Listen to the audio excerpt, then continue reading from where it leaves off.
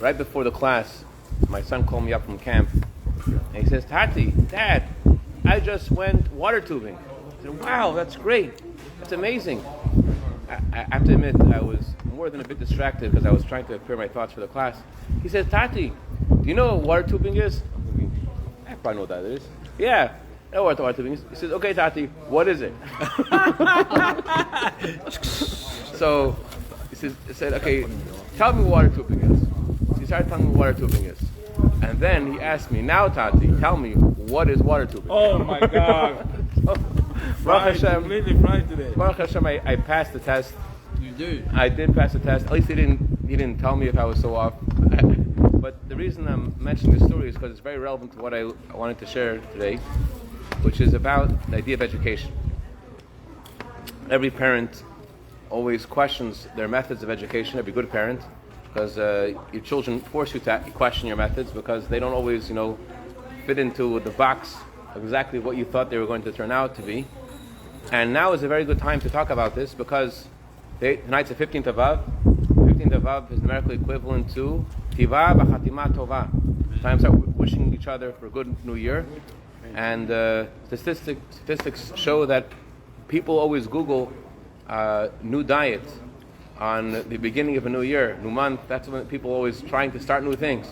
So the most important thing in our lives is educating our children. So it's good to take a fresh look at the methods of what we're doing towards our children and how we're communicating with them. And this is relevant also. This week's Torah portion talks about teaching Torah to your children. We read in this week's Torah portion the section of Shema, and V'shinantam v'necha, teach the Torah to your children. What's interesting is the Torah has a mitzvah to just teach information to your children, teach them Torah. It doesn't say to educate them. There's a difference between teaching them Torah and educating them. Teaching them Torah means tell them information. Let's say you're a mathematician. You could teach your children about math, but then that doesn't teach them to become a mathematician. To become a mathematician, you have to do certain kind of training to become a mathematician. It's a different thing. So too, regarding observing the Torah, there's one thing knowing Torah. There's a whole different thing to learn how to keep the Torah. And there is an obligation to do that. We teach our children, we train them, we teach them how to say a bracha, we educate them how to say the blessings before they eat, how to say Shema before going to sleep. But all the things that we do are actually not an obligation of the Torah. It doesn't say in the Torah itself to educate. It says to teach information, but it doesn't say to educate. The question is why. It's such an important thing. It's the most important thing there is. And why is it that the Torah doesn't tell us to do this? Why is it something that we have to, so to speak, figure out ourselves? So you might say that, well, the child really, there is maybe an obligation to educate because, let's say, for example, mitzvah sukkah. Mitzvah sukkah is to go in the sukkah when the holiday comes and to eat the meals of the sukkah inside the sukkah. And you can't build a sukkah, you can't sit in the sukkah unless you build a sukkah before. So maybe when the Torah tells us to tell our children to put on tefillin, tell our children to keep kosher, to tell our children to pray, maybe that included in that obligation is already to prepare for it. But we see from a couple of places that there's no obligation to do that. There's no obligation to train before. Two examples. Let's say someone wants to convert to Judaism, right? Nowadays, there's a very sophisticated process, and the process is you lock the door tight, and you wait till someone is brave enough to bang it down, and then they can become Jewish. And the reason they do that today is because, unfortunately, there's a lot of people who are converting because they want to play basketball in Israel, they want to get married to someone, so they're not really sincere. That's why we lock the door, and to see who is sincere, they have to really show and really try. It's not easy, not an easy process at all. But in the official way to become Jewish, in the Talmudic, from the perspective of the Talmud, the strict rule of the Talmud is, as long as the guy knows a few of the rules and he's ready to do it, he can become Jewish. But the question is, one second, how can he become Jewish? He has to know how to be Jewish. He has to know how to put on the tefillin. He has to know how to keep kosher. Why is that sufficient? The answer is that there's no obligation to be Jewish. Right now, before he's Jewish, there's no mitzvah yet upon him. The mitzvah starts once he becomes Jewish. So that we see that until you have an obligation, there's no obligation. We have an obligation to put up a sukkah, Therefore, if they build the sukkah before. But the child is not yet bar mitzvah, he has no obligation yet to keep any of the mitzvah before because he's not bar mitzvah yet.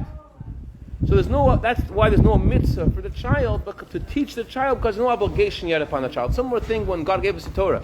We know before God gave us the Torah, when God gave us, there's a custom on the day that God gave us the Torah, rather, to eat dairy. Why do we eat dairy foods? Because when God gave us the Torah, so we didn't have any properly prepared slaughtered meat because we didn't have the laws before, and therefore we had nothing to eat but dairy. It's one explanation that's given. But one second, if God's giving us the Torah, why do you tell us, hey guys, from Saturday and on, you have to keep kosher, and therefore, let me tell you what to do to get ready for Saturday. Why do you do that? The answer is because until there is a mitzvah, there's no mitzvah. Once obligation begins, obligation begins. So too with children, still till they're bar mitzvah, there's no obligation yet, and therefore the Torah doesn't put an obligation till there is an obligation. That's a simple reason, but there's a deeper reason. Deeper reason is very important because it tells us about the essence of education. There's a similar phenomena of something very important, critical, fundamental, that the Torah doesn't tell us to do. In order to have any relationship with Hashem, or to do a mitzvah, period, what's a mitzvah mean? A mitzvah means a commandment from God. In order for there to be a commandment from God, I first have to accept God as my commander. I have to first say that I could accept God as my king, and once I accept God as my king, then I could talk about being commanded to do A, B, and C. But until God commands me, God is my commander, He can't tell me to do anything. So before there's such a concept of a mitzvah, there's another concept of accepting God as your king. That you have a relationship with God. You're in a relationship with God. You know, on Facebook there's 3 statuses, right? There's married, there's this, and it's complicated, right? So before we begin keeping the commandments of God, the first step is it's not complicated. We're in a relationship. You are my God, and I am your child, and I'm in a relationship with you. That's the very first step. Until we have that core bond, there's no such thing as a mitzvah. And yet, there's no obligation to accept God as your king. Why not? If that relationship because you can't have a commandment to accept God as your king because it's higher than a mitzvah. It's beyond the mitzvah. It's not an official commandment. It's before there's a commandment. It's deeper than a commandment. Commandment indicates some kind of distance between the one who's being commanded and the one who was commanded. Before there's such a thing as a mitzvah, there's a Jew and Hashem, and they're one, and therefore a Jew has a relationship with Hashem. It's automatic. It's something which comes from within, deep within our soul, not because we're told to do it, because this is who we are. It's kind of like dancing at Simchat Torah. There's no official mitzvah to dance at Simchat Torah. Although there's no official mitzvah, it's higher than a mitzvah. It comes from within us. We dance because we want to be with God. We want to dance the Torah. So too with education. The reason we educate our children is because we're excited about it, and we love it. And that's how and why and what education means according to Torah. To understand this a little better, there's a teaching of the Rebbe Rashab, a very important teaching. The Rebbe Rashab said that just like it's an obligation to put on tefillin every day, all of us did that, right? You all did that? You all do this every day? The same, and you keep that, that's at the higher echelons of Judaism, it's really important. On that same level, it's an obligation to think every day about the education of your children. On the same level. Just like if you put on tefillin, it's a biblical obligation, so there's an absolute obligation every day to think about the education of your children. Now the words he uses are very specific. What do you say? It's an obligation to what? Not to talk about it, not to do something about it. It's an obligation to, quote, think about it. What does that mean? To understand this, we have to first look at another verse. The Torah says, educate a child according to his ways, according to his path. Darko. What does that mean? To understand what Rabbi Rashab means and what King Solomon means when he says educate a child according to his path, let's go back to a story which is discussed a few times before, the story of Yeshu. Talmud says that there was a king, JC. Oh, yeah, got it. So the Talmud says that there was a king named Yanai, and Yanai killed most of the Jewish sages, except for one of them, Rabbi Shua ben Prachia.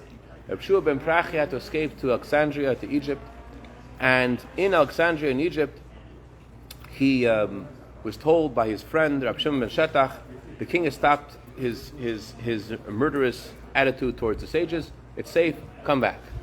On the way back, he and his top student, who I just mentioned before, they stayed at an inn. And the proprietor of the inn was very kind to them. They gave them a lot of honor. So Rabbi Shimon Prachya said, wow, what a kind, nice person. What a great person. And his student said, I don't like her eyes. Her eyes are ugly. So Rabbi Shimon Prachya expelled him from the yeshiva. This is the way you're speaking, this is what you're thinking about. You don't belong in yeshiva. And the Talmud continues and says that he tried to come back many, many times until Rabbi Shimon Prachya was middle of saying Shema. And while he was middle of saying Shema, he came and he had said to himself, the student said to himself, I'll try one more time. If he accepts me, good. If he doesn't accept me, forget it. And Shimon Prachya said to himself, I'll do the same. If he comes one more time, I'll accept him. But since he was middle of Shema, he told him to wait for a second. What happened? Sorry, I missed the first part. What happened that you had to ask forgiveness for? Because he was thinking about the when he said that the proprietor of the inn was very nice, he thought he was talking about her physical beauty, which was something that a student of the Talmud shouldn't be thinking about, shouldn't be looking at. So I think he was thinking as Rabbi was thinking that. Right. So he couldn't even imagine a higher perspective. Anyway, so when he came back, that he said that he because he was middle of Shema, he said, wait a second, or didn't say, just hinted, wait a second. And the student thought he was saying, get out of here, I don't want to see you ever again. That's what he thought he was saying, just said, wait. And so his student left, and he started his own thing. Until today, there's suffering all over the world because of this. Created such anti-Semitism and such confusion. Pushing too much. So what does the Talmud say? What are you supposed to learn from the story? The Talmud says you're supposed to learn the story the following. With a child and with your spouse, you should always have your left hand pushing away and your right hand bringing close. What's the meaning of your left hand pushing away and your right hand bringing close? What does the Talmud mean? So people always say this means your left hand is your weaker hand and your right hand is your stronger hand. If you need to use discipline, use your left and use your weaker hand. But what should be coming out of you and with a full force, with all your heart, should be love and kindness. Your right hand, your stronger hand, should bring close. That's how some interpret this. The right means a stronger hand. Others say, when you pick up a cup of water, which hand do you use? Right. Your right hand. What if it's too heavy? Something's too heavy, and you use both hands. So start first with the right hand. If it doesn't work, then you have to use discipline. That's what some people say. But the question is, the Talmud doesn't say that. The Talmud says first start with your left hand, and then with your right hand. First, have the left hand push away, and then the right hand bring close. Why did it say it that way? We know even when we get dressed, we're always supposed to put on our right arm, right sleeve before the left sleeve, right shoe before the left shoe. Unless of course you're a lefty, then you have a different order. But even when you get dressed, you're always supposed to do right before left. And even practically thinking about how Maimonides describes education. Maimonides says with your children, you know how you should educate them, says Maimonides. You should give them nuts and raisins and encourage them, give them prizes. And that's how you should educate children. Start with the right. I want to think about this practically. Imagine, I won't say anyone's name. Let's say Tame, gets married, goes into the chuppah, and he learned in the class. He always should treat your spouse with the left hand pushing away, right hand bringing close. He says, "Okay, the Gemara Sipurim. All the stories are done right now. Now let me tell you the rules. You're going to do this. You're going to start baking and cleaning, or else. Honeymoon is over. Right? This is what I expect every day. So that's what the Talmud says. It says start with the left hand. So some people say it means, start with the right hand, switch to the left hand, but always end with the right. That's what some people say. That's not what it says, though. It doesn't say start with the right, then go with the left, go back. It should have said that if that's what it meant. What does it mean when it says you should have your left hand pushing away your child and your right hand bringing him close? Start with the left hand. The answer is like this. Kabbalah teaches us that kindness is about giving. You give when you speak, when you communicate. You're giving, you're revealing, you're sharing. That's the right hand. The left hand is silence. When a child grows up, 2, 3 years old, we teach a child, say Abba, say this, say that. We don't teach a child how to be quiet. One of the most important things is not just to know what to say, but to know what not to say. Like Yankel, this poor guy, he hadn't eaten for 3 days. He knocks on his door. You're not talking about me, obviously. No, not about you. I wasn't sure until he said that. Yankel knocks on the door, Beverly Hills. He's so hungry, he hasn't eaten for 3 days. Knocks on the door. This lady answers the door, and he says, "Listen, please help me. I haven't eaten 3 days." He says, "Wow, what restraint! I wish I could do that." There's some things that you may be thinking, but not the time to say it. So that's the first thing we learn. But it goes much deeper than that. The left hand doesn't just mean the ability to be silent. The right hand doesn't just mean the ability to give and to share and to communicate.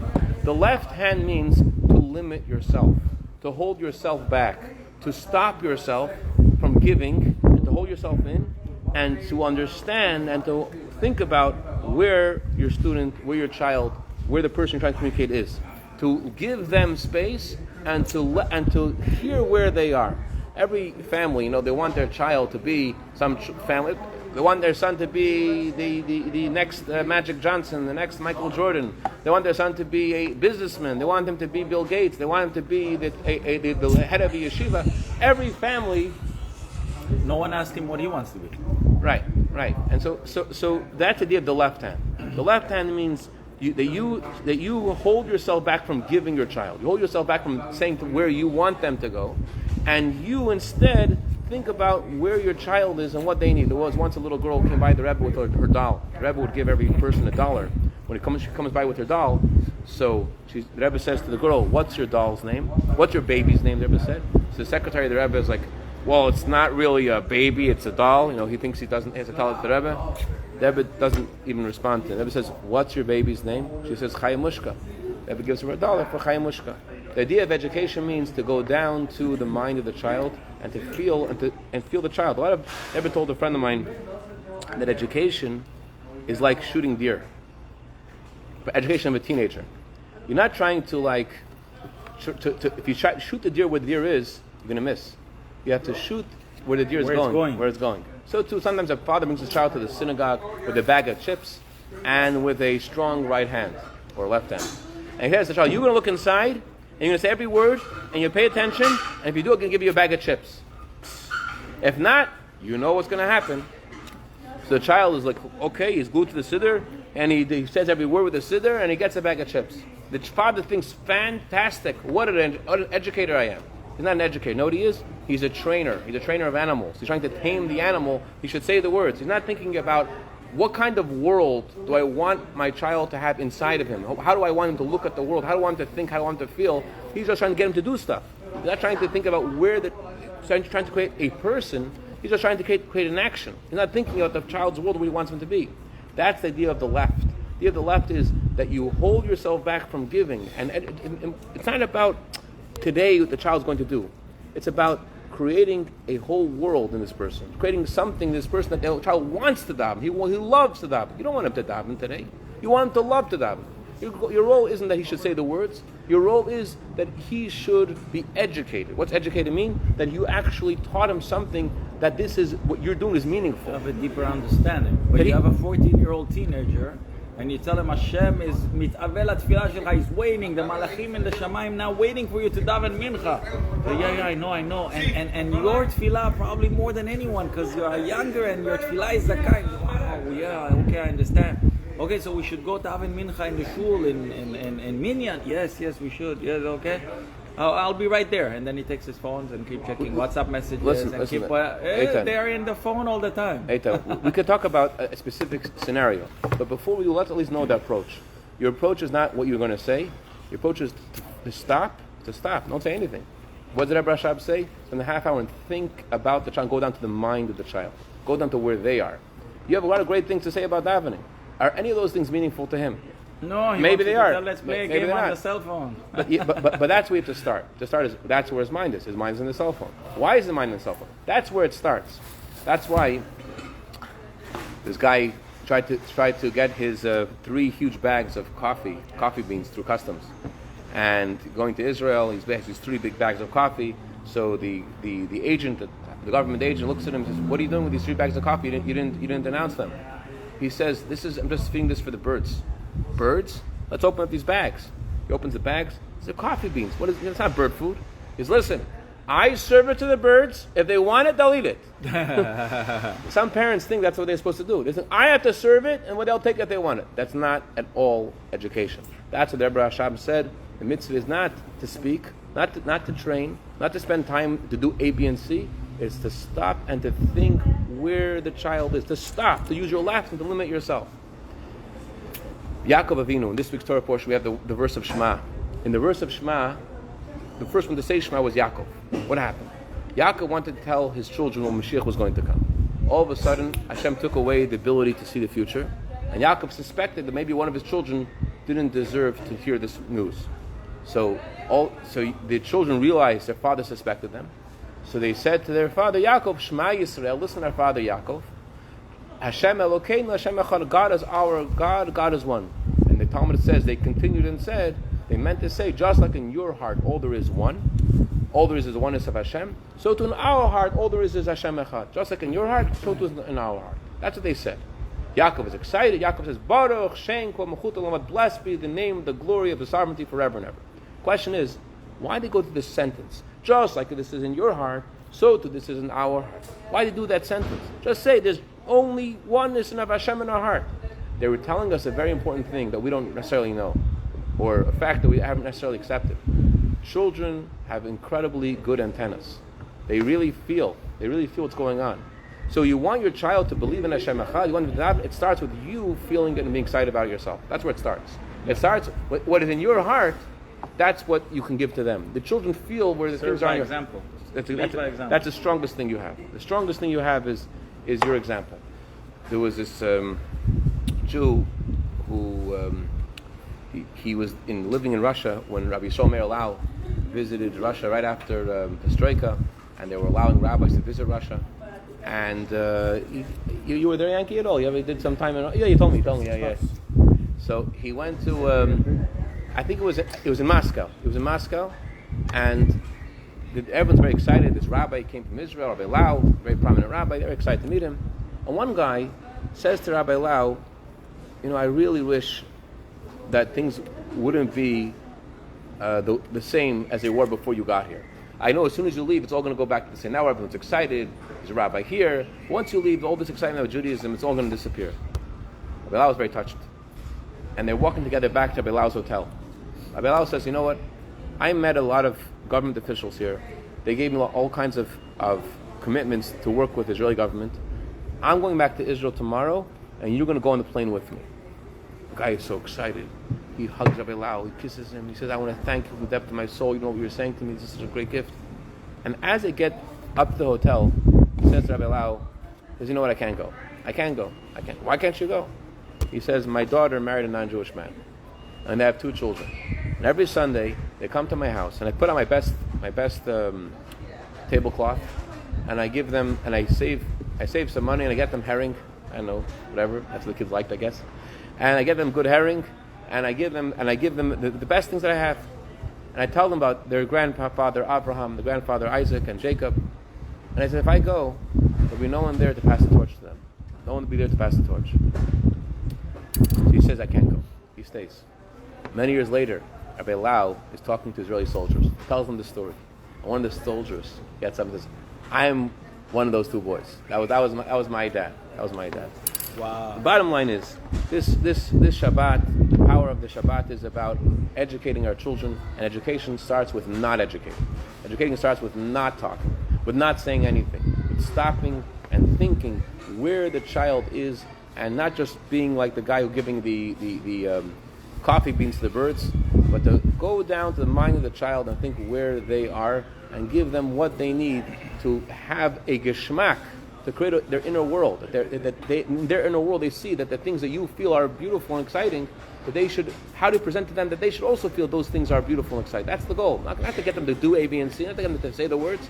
Your goal is, how could I give them something in their world to animate them and inspire them? Not to train them like a monkey. That's not the goal. The goal is to inspire and to lift them. That Judaism should mean something to them. And that the Mitzvah Hashem will bless us all to do this. Karav Mamish. To reach a time when no one will have to educate anyone else. Coming Mashiach, Karav Mamish, when Mashiach will educate us all. Chaim.